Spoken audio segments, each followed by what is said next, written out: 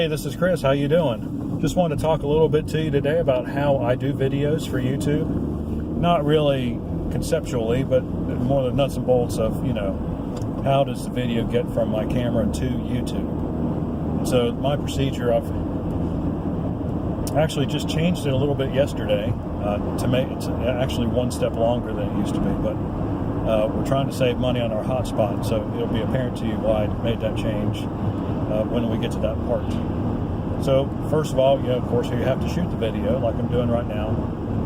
Then I take the phone inside and I hook it up to my laptop computer with the USB cable, and I transfer the movie over to the computer. And then I open the video in Movie Maker, which I really like. It's got a nice simple interface. You can't get it anymore. I mean, Microsoft isn't publishing it anymore, but if you go to the Microsoft site and download the stuff, it's available if you know what to do. Just Google it.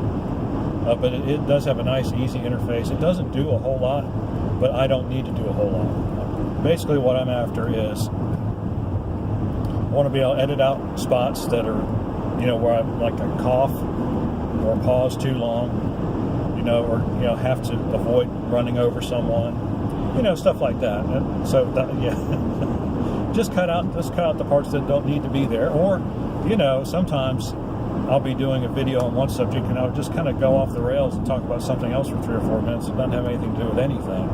I can just go through and cut that out too.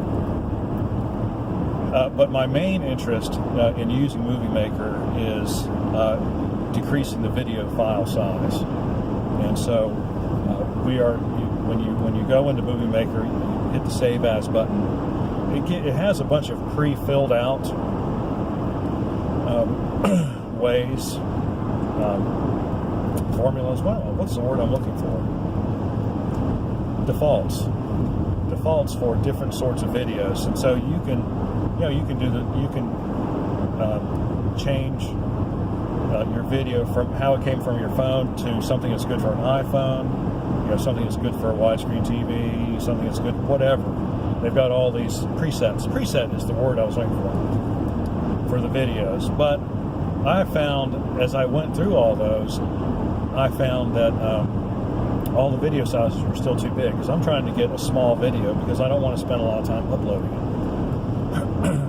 it. So it took me a while to realize that you could make your own preset. And so I've got 3 presets for me that I use, depending on how much quality I want to. It's a quality versus size thing. If I'm somewhere where we got a lot of bandwidth available on the phone, that's good signal strength, I might do a higher quality video. But like if I'm in a hotel or something like that, and I've got better Wi-Fi access than I've got at home, I might do a higher quality video. But most times, what I do is I change. Like this is a 1080p video that I'm shooting right now, and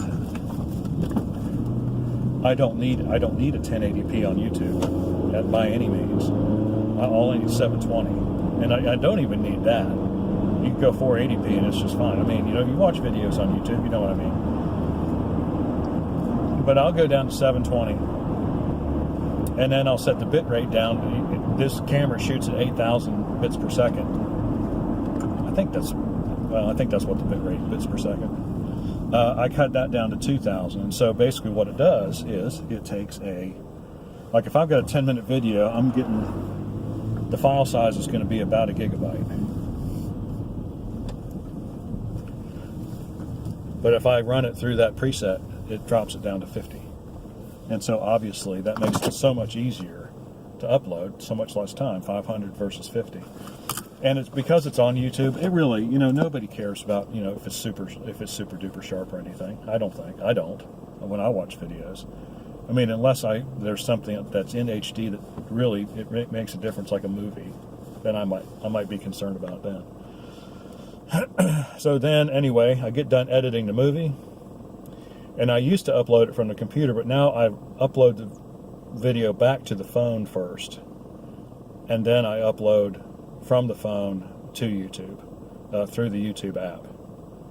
And that just makes things, the reason we do that is because it saves on our bandwidth on our mobile hotspot on our phones. And so you only have so many gigabytes of data available, and then they cut your speed down from full speed to 600K, which makes the data, makes the hotspot, it's still usable, but it's really not much fun. You can only do one thing at a time.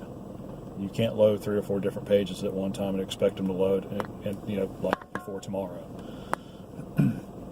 So I did that yesterday with a video, and it worked out really well.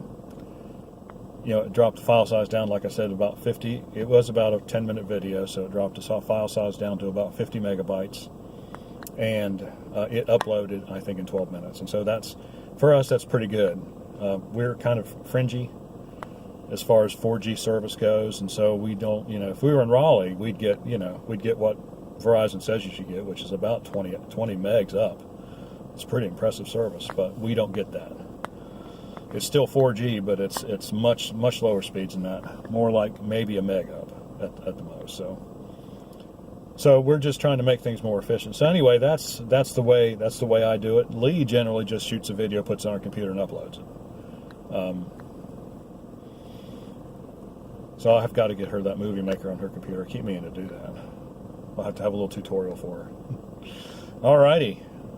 But you know what? I bet you can't. I mean, other than the fact, I bet you can't tell the difference in the quality, though, between a video. If we're both in the same video, if it's shot on my phone or if it's shot on her phone, I bet you can't tell the difference. And I said it's just because it doesn't really matter. Resolution doesn't matter all that much on YouTube because you're watching a little rectangle on your screen that's only like 3 by 5 inches. So anyway, that's the deal. That's what we do. What do you do? Tell us about it in the question and comment section below. Like and subscribe. We really do appreciate when you do, and we'll see you on the next one.